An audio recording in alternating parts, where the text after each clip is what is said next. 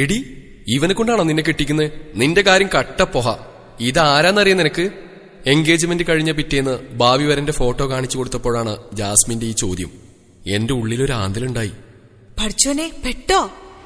എന്റെ ഷെയ്മ, ഇവനെന്റെ കോളേജിൽ സീനിയർ ആയിരുന്നു. ഷെരീഫ് നമ്മുടെ പ്രേമൻ ജോർജിലെ വകയിലൊരു ബന്ധുവായി വരും.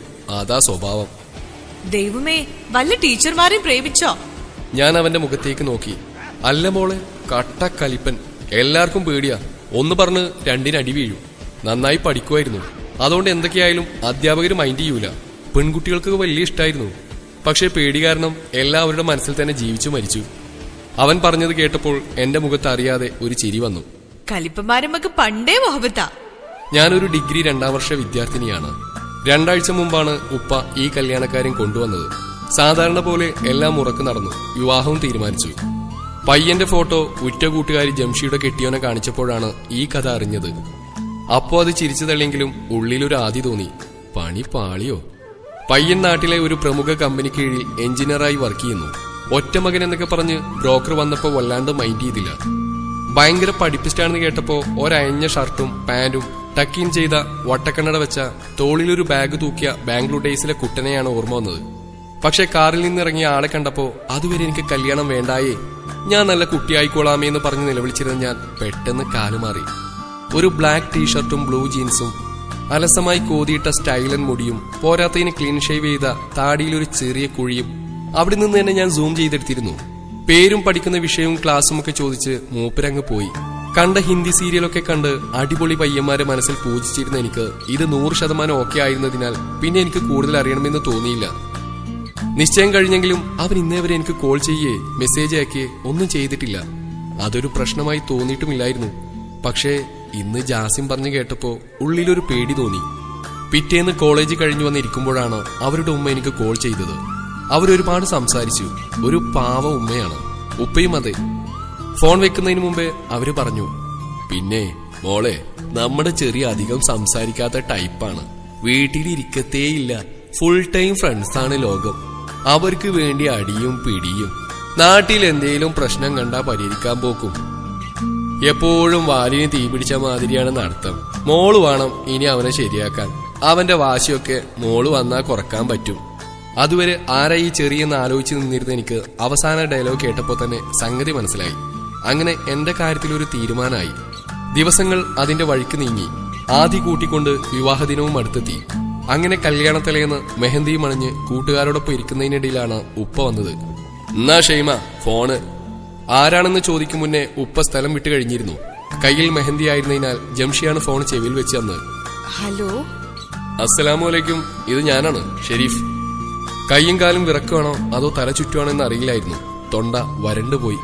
ഹലോ ഷെയ്മ, കേൾക്കുന്നില്ലേ? എന്തേ? ഒരുവിധം പറഞ്ഞൊപ്പിച്ചു. സലാം അടക്കുന്ന ശീലമൊന്നും ഇല്ലാലേ. അതൊക്കെ പോട്ടെ, നാളെ ഇങ്ങോട്ട് വരാനുള്ള ആളല്ലേ? അതാ ഇതുവരെ ഞാൻ വിളിക്കാഞ്ഞേ. ഇനി നാളെ വരുമ്പോ അറിയാത്ത ആളല്ല എന്നുള്ള പരിഭ്രമം വേണ്ടാന്ന് കരുതിയാ ഞാൻ വിളിച്ചത്. ഒരു ഭാര്യയ്ക്ക് വേണ്ട അറിവൊക്കെ നേടിയിട്ട് ഇങ്ങോട്ട് വന്നാ മതി. എന്നാ ഓക്കെ, നാളെ കാണാം. ഫോൺ വെക്കലും കഴിഞ്ഞു. ഞാൻ ആകെ ഇഞ്ചി കടിച്ച അണ്ണാനെ പോലെ നിൽക്കുകയാണ്. ആരടി? എന്താ? ജംഷി എന്നെ പിടിച്ചു കുലുക്കിക്കൊണ്ട് ചോദിക്കുന്നുണ്ട്. അതവനാ, ആ ചൊറി. ചൊറിയോ? എന്തൊക്കെയാടി ഇത്? നീ തെളിച്ചു പറ. ഞാൻ ഒരുവിധം അവളോട് എല്ലാം പറഞ്ഞു കൊടുത്തു. എന്നാ സാധനാടി ഇത്? ഇവനാരും ആടുതോമയോ? ഒക്കെ പോട്ടെ, എന്താണാവോ നിന്നോട് പഠിച്ചുകൊണ്ടുവരാൻ പറഞ്ഞത്? അവൾ എന്നെ അർത്ഥഗർഭമായെന്ന് നോക്കി. ആണോടി? ഞാൻ പേടിയോടെ അവളെ നോക്കി. ആ, അതാവാനാണ് ചാൻസ്. പൂടി തെണ്ടി, അതൊന്നും ആവില്ല. കുക്കിംഗ് വല്ലതും ആവും. എനിക്ക് കരച്ചിൽ വരുന്നുണ്ടായിരുന്നു. ഞാൻ ചുമ്മാ പറഞ്ഞാടി, അവൻ അടുക്കളപ്പണിയും അവന്റെ മാതാപിതാക്കളെ നോക്കലോ ആകും ഉദ്ദേശിച്ചിരിക്കാം. മോള് പോയി കിടന്നുറങ്ങിക്കോ, നാളെ നേരത്തെ എണീക്കാനുള്ളതല്ലേ. അങ്ങനെ ഓരോരുത്തരായി പിരിഞ്ഞുപോയി. നേരം പുലരാതിരുന്നെങ്കിൽ എന്നാശിച്ചുകൊണ്ട് ഞാൻ പതിയെ ഉറങ്ങാൻ കിടന്നു. അങ്ങനെ എന്റെ കല്യാണ ദിനം വന്നെത്തി. പാവം ഞാൻ. ആരൊക്കെയോ വരുന്നു പോകുന്നു. ഞാൻ അവിടെയൊന്നുമല്ലായിരുന്നു. എനിക്കിതിന്റെ വല്ല കാര്യം ഉണ്ടായിരുന്നോ? അഹങ്കാരം പറയുന്നില്ല കേട്ടോ. അത്യാവശ്യം ഒരു ഉമ്മച്ചിക്കുട്ടിക്ക് വേണ്ട മൊഞ്ചൊക്കെ എനിക്കുണ്ട്. പിന്നെ നമ്മുടെ മാസ്റ്റർ പീസ് ഉണ്ടക്കണ്ണും, അതിൽ അമിതമായുള്ള ഡെക്കറേഷനും, പിന്നെ ചറപറാന്നുള്ള സംസാരവും. എന്തോരം പയ്യന്മാര് പുറകെ വന്നതാ റബ്ബേ. അതിലാരുടെയെങ്കിലും പുറകെ പോയാൽ മതിയെന്നു. മിക്കവാറും അവരെ പ്രാക്കാവാനാണ് ചാൻസ്. സംഭവം ഞാനും ഒരു തരികിടയാണ്. എന്താടീന്ന് ചോദിച്ചാൽ എന്താണെന്ന് ചോദിക്കാനുള്ള തന്റെ ഇടമൊക്കെ എനിക്കുണ്ട്. പക്ഷേ ആ തന്റെ ഇടം മറ്റുള്ളവരോട് പോലെ അവിടെ പ്രയോഗിക്കാൻ പോയാ പിന്നെ ഞാൻ വീട്ടിലിരുന്ന് വിധവാ പെൻഷൻ അപേക്ഷിക്കേണ്ടി വരും. നീ എന്തോന്ന് ഈ ആലോചിക്കുന്നേ? ഹോ, ജംഷിയാണ്. നിന്നെ പറഞ്ഞാ മതി എല്ലാത്തിനും.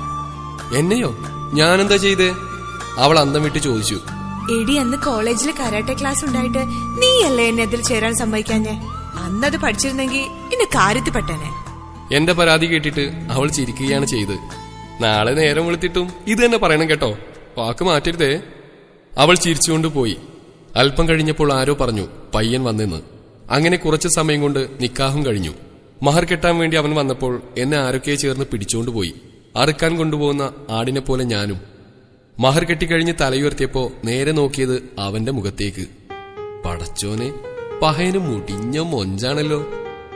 Don't Shaima, control control. വീണ്ടും ബോധം വീണ്ടെടുത്തു. സൗന്ദര്യമുള്ളിടത്താണ് അപകടമെന്നാരോ പണ്ട് പറഞ്ഞത് ഓർമ്മ വന്നു. എങ്ങനെയായാലും അവസാനം എല്ലാം കഴിഞ്ഞ് ഞാൻ ഇറങ്ങാറായി. അലമുറയിട്ട് കരയുന്ന എന്നെ ആരൊക്കെയോ ആശ്വസിപ്പിക്കുന്നുണ്ട്. പാവം കുട്ടി, നല്ല സങ്കടമുണ്ടെന്ന് തോന്നുന്നു. ആരോ പറയുന്ന കേട്ടു, അവർക്കറിയില്ലല്ലോ നമ്മള് കരയണത് പേടിച്ചിട്ടാണെന്ന്. കാറിലൊക്കെ മൂപ്പര് ഭയങ്കര സൈലന്റ് ആയിരുന്നു. ഞാനാണെങ്കിൽ ഇടയ്ക്കിടെ മൂക്ക് വലിച്ച് കണ്ണു തുടച്ച് നിശബ്ദം പ്രതിഷേധിച്ചുകൊണ്ടിരുന്നു. അങ്ങനെ അവസാനം എന്റെ കാളരാത്രി വന്നണഞ്ഞു. നാത്തൂന്മാരൊന്നും ഇല്ലാത്തതിനാൽ ഉമ്മയാണ് യാത്രയാക്കിയത്, അതും കോണിപ്പടി വരെ. പതിയെ കോണി കയറുമ്പോൾ പണ്ടാരോ പറഞ്ഞ കഥ ഓർമ്മ വന്നു. നമ്മളാണ് ആദ്യം റൂമിലേക്ക് ചെല്ലുന്നതെങ്കിൽ അവൻ വരുമ്പോ നമ്മൾ ജനലിലൂടെ പുറത്തേക്ക് നോക്കിയോ അല്ലെങ്കിൽ ചുവരിലെ ഡെക്കറേഷനൊക്കെ നോക്കി എന്തൊരു കലാബോധം എന്ന മട്ടിൽ ഇരുന്നാൽ മതി. അതല്ല, അവനാണ് ആദ്യം കയറിക്കൂടിയതെങ്കിൽ ഒന്നുകിൽ മൊബൈൽ അല്ലെങ്കിൽ ലാപ്ടോപ്പ്. ഇതിലേതിലെങ്കിലും കണ്ണുനട്ട് നിഷ്കളങ്കനായി ഇരിക്കാനാണ് സാധ്യത. ഇതിപ്പോ എന്റെ കാര്യത്തിൽ രണ്ടാമത്തേനാണ് സ്കോപ്പ്. കട്ടക്കരിപ്പു ലുക്കിലെങ്ങാനും ആണെങ്കിൽ കണ്ടപാടെ മൂത്രയിച്ചു പോകുമോ ആവോ. അവനങ്ങനെ നിൽക്കുമ്പോൾ നമ്മൾ അറിയാത്ത പോലെ കയറി ചെല്ലുന്നു. വാതിൽ ചാരിയാ മതി.